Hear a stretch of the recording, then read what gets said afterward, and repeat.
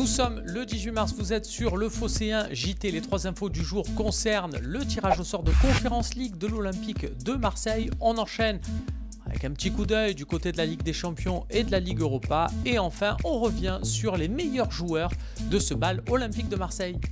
L'OM va donc jouer contre le PAOK en quart de finale de Conference League. Avant de savoir vraiment ce que vaut cette équipe grecque, deuxième de son championnat, je le rappelle, on va regarder ce que ça va donner au niveau du calendrier. Au retour de la trêve fin mars, l'OM va jouer un samedi soir à 21 h contre Saint-Etienne. Le jeudi suivant, il y aura donc la réception du PAOK au stade Vélodrome. Ensuite, un match contre Montpellier, nouvelle réception à l'Orange Vélodrome, ça sera le dimanche à 21 h. Le match contre 20 h 45, même contre Montpellier. Le jeudi suivant, déplacement au PAOK, le match retour, et puis nouveau déplacement au Parc des Princes.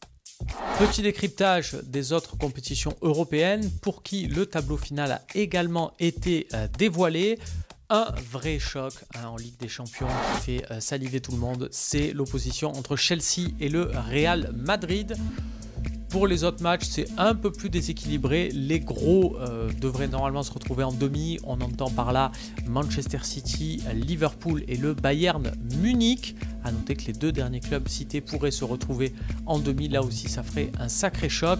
En Ligue Europa, Lyon sera opposé à West Ham et le gagnant de cette rencontre sera opposé à l'équipe qui sortira vainqueur de la confrontation entre Francfort et Barcelone, le favori au vu des derniers tours et des performances réalisées de cette compétition.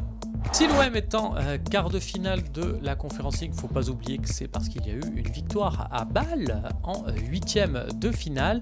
Quels ont été les deux meilleurs joueurs selon vous et selon la rédaction du Phocéen? Eh bien, ils arrivent en tête tous les deux, c'est Cengiz Under et Valentin Rongier avec une note de 7,1. Primo buteur donc.